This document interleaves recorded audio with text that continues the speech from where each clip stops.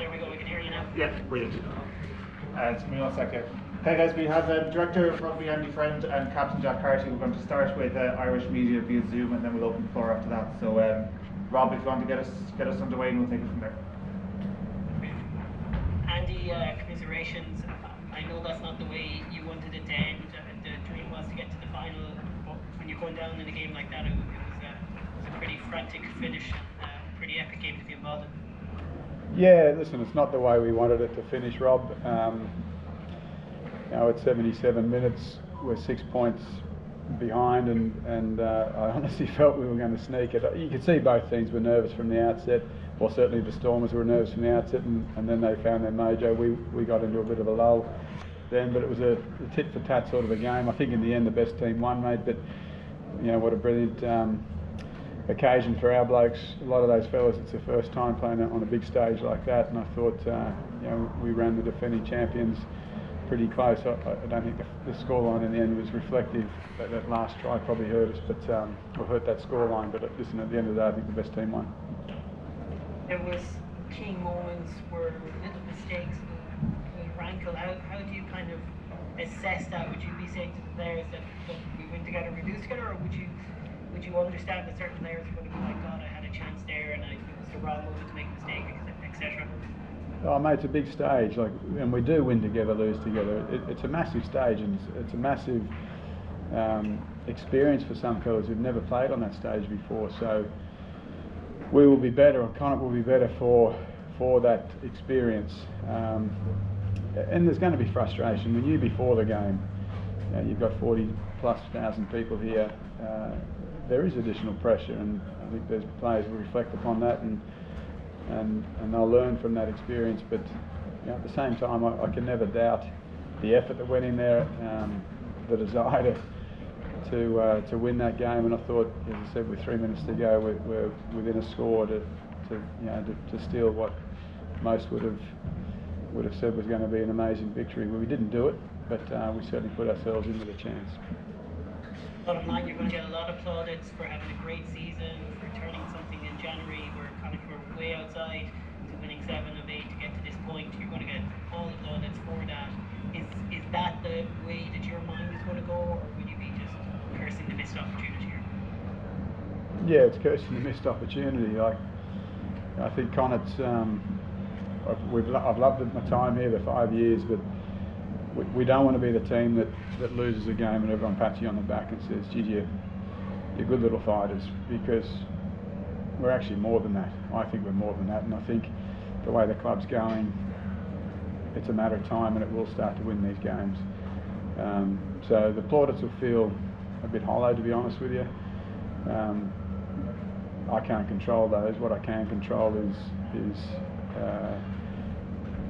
what we've been able to control is the way we've grown as a team, and as the way we'll continue to grow. I think Pete Wilkins coming in as the new head coach next year, the coaching team he's got, the playing staff that we've got, I think there's enormous opportunity for this team to keep growing, and I've got every faith that it will keep growing, and one day, not in the not too distant future, I reckon they will hold the trophy. We'll get a chance, Andy, to talk more out here on Galway Bay FM with you before you depart, but thanks for your time. And just quickly to Jack.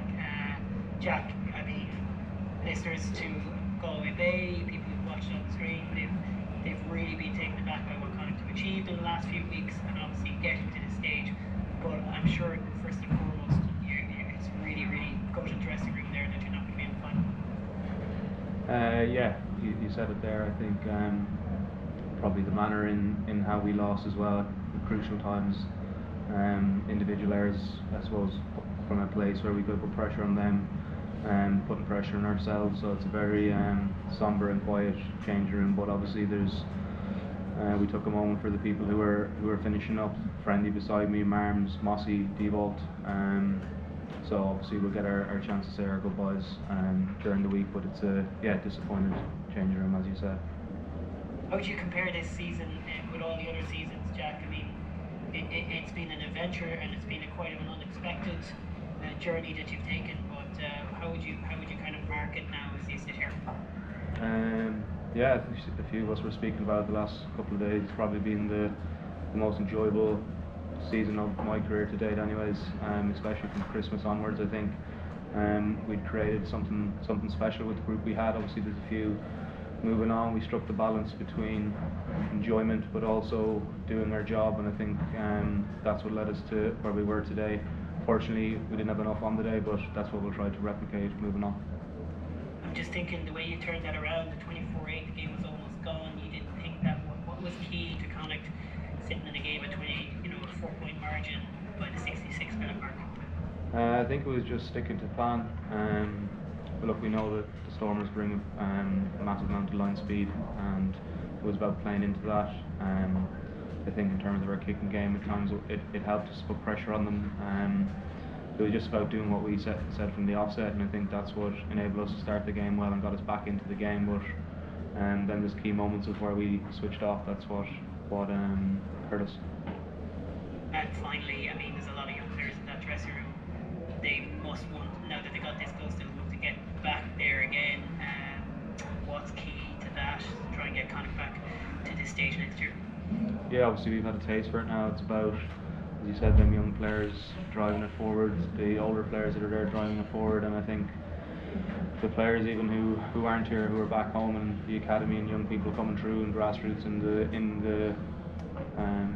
the province. That's what the last couple of weeks will do. It'll drive them to kind of come into the team and push the province forward. Good luck today, lads. Appreciate the time. Go on your Rob. Thank you. We'll open the floor if anyone wants to ask. Andy, would you say on this particular performance it was individual brilliance that beat the collective effort? Because I think if you look at the stats, you guys dominated territory possession, penalty count, all those kind of things. Yet there's quite a big difference in the score in the end. Yeah, I think going into the game, we knew that the Stormers are a team of some brilliant individuals. We actually knew Manny was probably going to be the key. We needed to try and quieten him down, and I thought for probably the first 15-20 minutes we did, and then he, as I said, he found his mojo and off they went. So you've got to pay credit to that. Yeah, at the end, I think the better team won, to be honest with you, because in these games you've got to take those chances, and we had more chances which we didn't take. They had less chances, but they took them, and they ended up scoring 6 tries to 4. So I think the better team won in the end.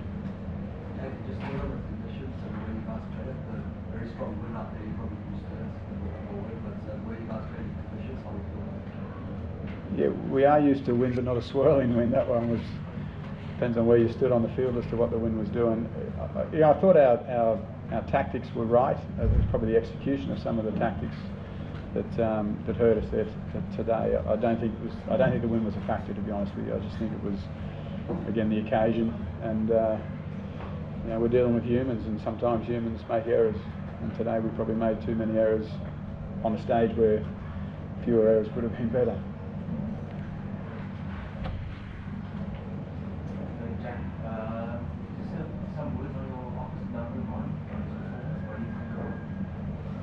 Yeah, he's an incredible player in terms of just watching him. You never know what he's going to do. You think he's going to pass and he'll do a chip over the top, kicks off both feet. Incredible goal kicker, running threat. I think he's a phenomenal player, and I think it would be wrong for him not to be pushing in for that South African 10 jersey. He's a joy to watch, just in terms of the range of skills he has, and then how he just leads his forward pack around. It's good to see, and unfortunately for us, he had a good game today. Jack, you guys did really well initially putting the ball behind the Stormers. That was quite it seemed to work. Do you feel that you guys perhaps should have persisted with that, or is everything according to plan in terms of? Yeah, I suppose the plan going into the game was to hold on to the ball and try to tire out their forwards, but I think our kicking game definitely initially created separation between their backs and forwards, and kind of, I suppose, got their big heavy forwards moving. I think we wanted to hold on to the ball when we got into their half. There's, I suppose a few times that we kicked too long, it probably punished us in terms of going out in the full or kicking on their terms. But I think for the vast majority, the balance of our run kick decision was quite good. It was just you can't kick loosey or kick to that back three on the front foot because they'll punish you. The character of the side, and you very strongly. See that you guys are building something special there. Sorry, say that again? You must be happy with the character of the team as well. It thanks you very strongly in terms of staying in the fight.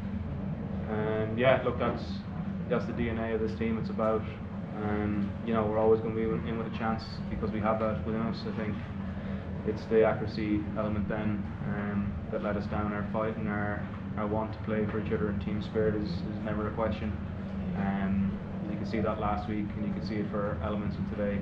And it was just, unfortunately, a few individual errors that let us off the hook. Okay, so over there. Just on the final, will the can the Stormers go all the way? Do you think they can, or will you have your patriotic stamp on your chest if you look at the final end of the month? Yeah, I think the Stormers, for them to win, they have to, I suppose, create a game of transition and kind of looseness, and you see how dangerous they are when they move the ball to width in their passes, and I think that's what will trouble the likes of Leinster and Munster, is that I suppose wide passes, getting the ball to their danger